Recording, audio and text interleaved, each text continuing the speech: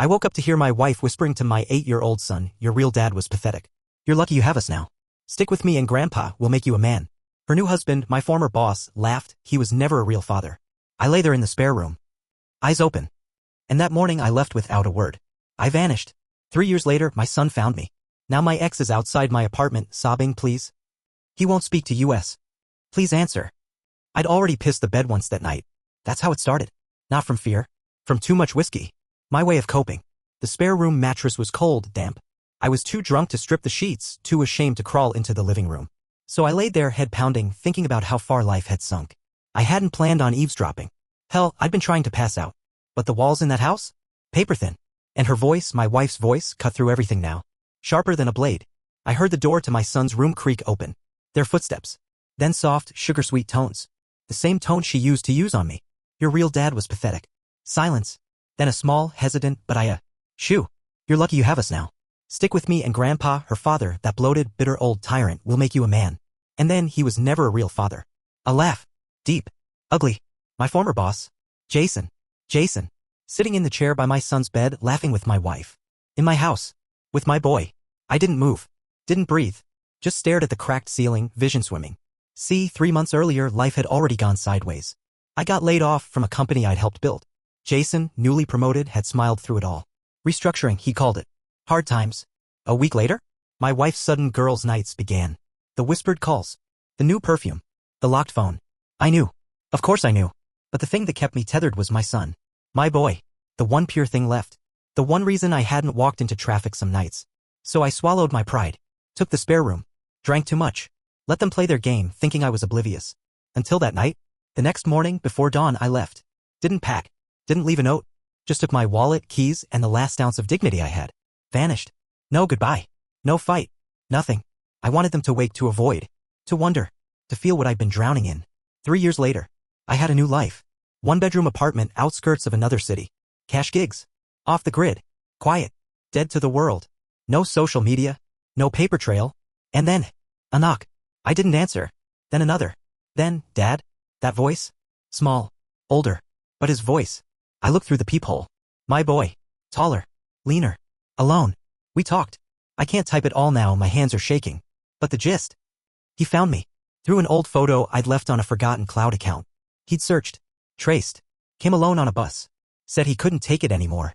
Couldn't take Jason's rage. Couldn't take Grandpa's drills. Couldn't take the way his mom cried when he asked about me and then screamed when he didn't. That was this morning. I let him in. Held him. Fed him. We didn't say much. Just sat. The silence said enough. Then, half an hour ago. Bang. Bang. Bang. Please. He won't speak to us. Please answer. Her. Outside my apartment. Sobbing. My phone is blowing up. Unknown numbers. Her number. Jason's. Even her father's. I'm typing this now in the bathroom, door locked, my son asleep on the couch. I don't know what to do. If I open the door, she'll twist it. Drag him back. If I don't, will they try to take him by force? All I know is this. I will not let them near him again. Not after what I heard that night. Edit 1. Some of you are asking why I didn't fight for custody before. You don't understand, when I left, I was nothing. No job, no lawyer, no ground to stand on. They would have crushed me. This is different. Edit 2. Yes, I've called someone. Waiting. I'll update if I can. For now, door stays locked. Update 1, they tried to break in. My son told me what really happened these last 3 years. I will never forgive myself. The police came. But that's not the worst part. I barely slept. Maybe an hour, curled up on the cold bathroom floor, phone in one hand, a cheap kitchen knife in the other. My son, Matthew, was still on the couch when I finally came out. Blankets up to his chin. He'd pulled the curtains shut like he already knew. He's 11. But his eyes? 10 years older now. What happened after my first post? About 20 minutes after I finished writing, the pounding started again. Harder this time. I muted my phone and crept to the peephole. Jason. Her. And her father. That red-faced bastard, cane in one hand, fist raised like he was ready to swing at the door. They were screaming. He's kidnapping him. He's taken my son. You open this door right now. We're calling the cops. Good. I thought. Call them. Please. I had already called first. I'd used a burner app, didn't trust anything tied to my old name. Told dispatch exactly what was happening. My son came to me. They're outside. I will not let them in without a court order. Dispatcher was calm. Told me to stay put. Officers on the way. In those 20 minutes, hell unfolded. They started trying to pick the lock. I heard the tools. Then scraping at the windows. My landlord, God bless that old man, came stomping up the stairs, yelling at them to leave. Jason shoved him. That was when the old man called back up too. I kept Matt hidden. Tried to stay calm. Then, silence. For a second I thought they'd left. But then came the ugliest part. Through the thin door I heard her voice. Matt. Baby, it's mommy. Please, sweetie, come open the door. Daddy's sick, he took you, we love you, come back to us. A pause. Then Jason, sugar sweet. Be brave, son. Open the door. Remember what I taught you. Don't listen to cowards. I can't describe what it felt like hearing that. My stomach turned inside out. Matt gripped my hand so tight I lost feeling in my fingers. I don't want to go, he whispered. I told him, you're not. Not this time. Then the cops showed up. Blue and red lights, thank God. Shouts. Doors slamming. More shouting. It took another 20 minutes for them to separate everyone. Finally, a knock. Sir? It's Officer Ramirez. You called us. Can you open the door? I peeked. Real badge. Real cop. Open the chain just enough. Told him everything. Now here's the gut punch. As I'm explaining, the other cop radios in, the mother's claiming the child was abducted. Jason and her father? Both telling the same story. I had no custody. I vanished. I was a danger. They were rescuing Matt. I showed the cop what little proof I had, birth certificate scans on an old email, photos. But legally? They weren't wrong. I had disappeared. There was no custody order. Just my word against theirs. My heart nearly stopped. But then Matt spoke. Bless that brave kid. He stepped out from behind me, stared that officer dead in the eye and said, I ran away. I found him. Please don't make me go back. They hurt me. That changed everything. Cops separated us. Interviews. Recorded everything. The landlord backed my story. Then, Matt told them what's been happening these last 3 years. I will never forgive myself for what I heard next. Mom married Jason 6 months after Dad left. Jason moved into my room. I had to sleep in the basement. He made me call him Dad. If I didn't, he'd take away my food for the day. Grandpa made me wake up at 5 a.m. to chop wood and do drills. If I cried, he locked me outside. When I asked about my real dad, Mom slapped me. Jason told me my real dad was dead. I wanted to scream. Break something. But I stayed frozen, jaw clenched so hard it felt like my teeth would shatter. The officers looked shaken too. One of them, Ramirez, pulled me aside. Sir, I can't give you legal advice, but don't open the door for them again. File immediately. This isn't normal. So what now? Here's where it stands. CPS was called. Matt was interviewed again, alone. For now, he is allowed to stay with me under emergency protective custody. No forced return. I have 72 hours to file an emergency custody order. The officers gave me contact info for a legal aid group. And the worst part? As they were leaving, her father spit at my door. Jason? Grinned like this was a game. And my ex? Sobbing in the hallway. Please, please answer, he won't talk to us, please, we can fix this. Matt? He hasn't said a word since they left. He's asleep again now. Curled in my bed, clutching my old watch, the one he used to play with when he was little. I'm not okay, but I'm awake. And this time, I'm not leaving. Next steps. Lawyer first thing tomorrow. File emergency custody. Change locks again. Landlord already adding cameras. And one last thing Matt said before he fell asleep. Dad, please don't go away again. I won't. Not again. Not this time. Edit 1. Yes, I've started recording everything. Every call. Every message. Every knock. I learned that lesson already. Edit 2. For those asking, yes, Matt found me himself. Through an old Google backup. He said, I knew you wouldn't leave me forever. Update 2. I thought they'd stop. They didn't. What my lawyer found. What my son just remembered. It's worse than I ever imagined. And now Jason's people are watching us. I have 48 hours to decide, fight or run. I haven't slept since the last update. Not a second. Neither has Matt, really. He drifts off in bursts, jerks awake, clings to me. His eyes are so bloodshot it hurts to look at them. But every time I tell him it's okay to rest, he just shakes his head. What if they come back? They will. Because here's what's happened in the last 24 hours. 1. They sent someone. Around 3 a.m. last night, after Matt finally dozed off on the couch, I checked the peephole, just habit now. A black SUV. Tinted windows. Engine running. No plates. Sat there for nearly an hour. No one knocked. No one came to the door. Just watching. When I cracked the curtain, it drove off slowly. 2. Jason's network. My lawyer, thank God I called that legal aid group, got back to me faster than I expected. Her name's Sarah. Sharp.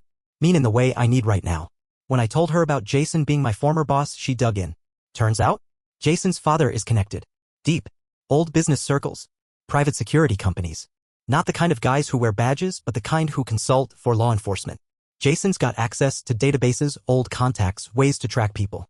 Which explains how they found my apartment. How they knew which school Matt's friends went to. How they were able to spin a legal narrative before the cops even got here. Asterisk asterisk. 3. The fake warrant. Here's where I nearly lost it. This morning, 9 a.m., someone slipped a document under my door. Looked official. Stamped. Titled. Order to relinquish minor child to legal custodial parent. For a second, my heart stopped. Then I read the fine print. No court number. No judge signature. No filing reference. A fake. Sarah confirmed this was an intimidation tactic. Illegal. But here's what made me sick. Matt recognized the letterhead. That's from Grandpa's office. His grandfather's private company.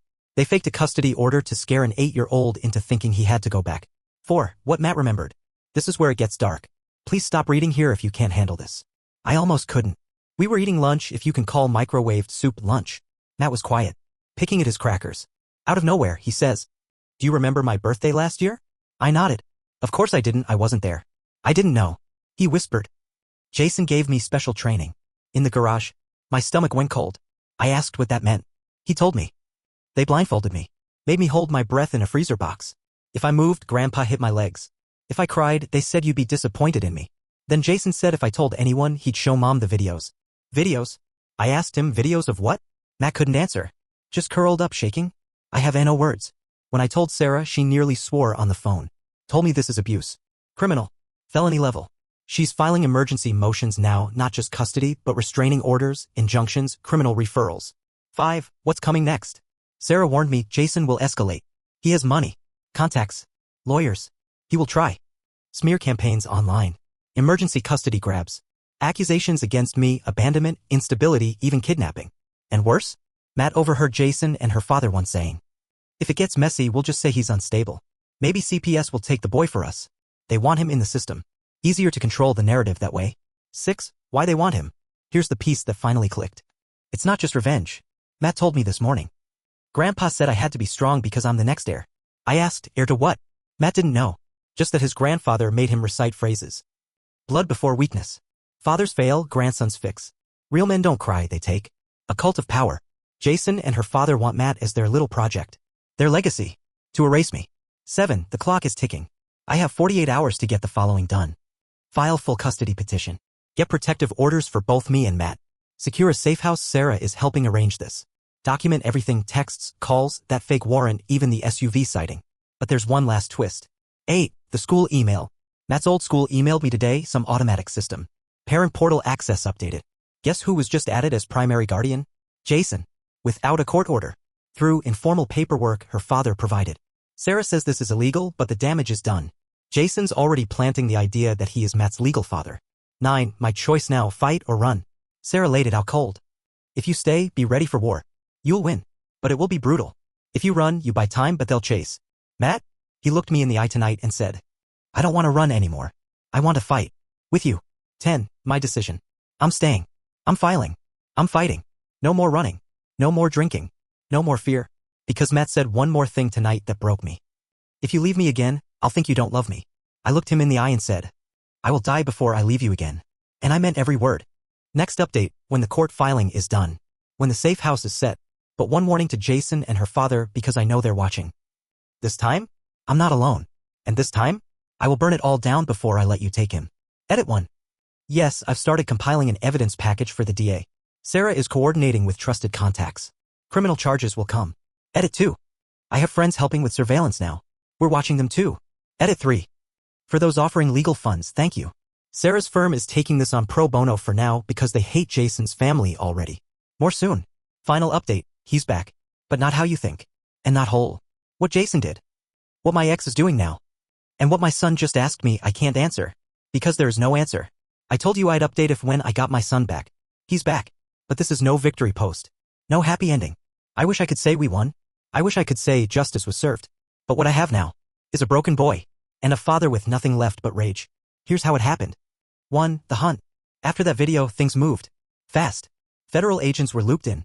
Sarah pulled strings I didn't know she had old contacts, investigators, cyber units. But the key was Matt's drawing. The estate. A raid team hit it 36 hours later. What they found? Basement with reinforced doors. Makeshift training room. Multiple child restraints. Matt's backpack. But Matt? Gone. New lead came from one of Jason's own friends flipping. Seems Jason panicked, moved Matt to a secondary location. Abandoned hunting cabin 80 miles out. They swarmed it. 2. The rescue. They breached at dawn. Inside? Jason's father alone. Drunk. Armed. Rambling about purifying bloodlines and weakness. And Matt. Locked in a small side room. No windows. No food. No light. He was curled up in the corner. Eyes wide. Didn't even move when they opened the door. When the agents picked him up, he whispered one thing. Is my dad alive? That's when I broke. They brought him straight to me. I wasn't allowed near the scene, but the hospital. When I saw him, he looked smaller. So thin. Bruises on his arms. A healing burn on his side. He didn't run into my arms. Didn't speak. Just stared. Like he wasn't sure if I was real. But when I whispered, I'm here, buddy. I've got you. No one's taking you again. He finally broke. Sobbing so hard his whole body shook. 3. The aftermath. Jason? Gone.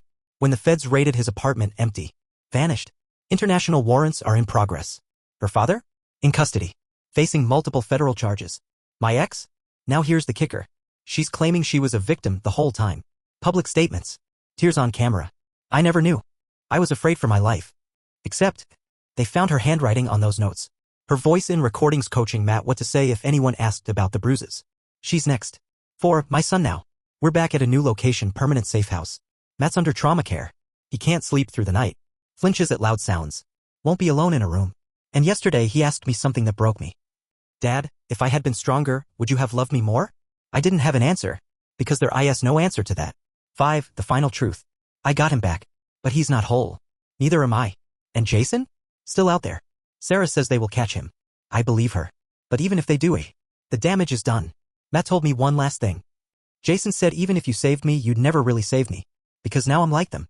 He's wrong. But it's going to take everything I have to prove that to my son. 6. What happens now? I'm not posting again. Not for a long time. Maybe ever. We're disappearing again, different state. New IDs. Full protection. Sarah's team is helping. Matt's life comes first. But if Jason reads this and I know he's watching, I'm not the man you broke. I'm the man who will hunt you. And if you ever come near us again, I will end you. No mercy. No forgiveness. No redemption. Just fire. We didn't win. But we survived. And in this world, sometimes that's all that's left. Edit 1. No more questions. No more DMs. Please respect that. We're out. Edit 2. To those helping track Jason, you know who you are. Thank you. Edit 3. For Matt, you are not what they tried to make you. You are my son. Always.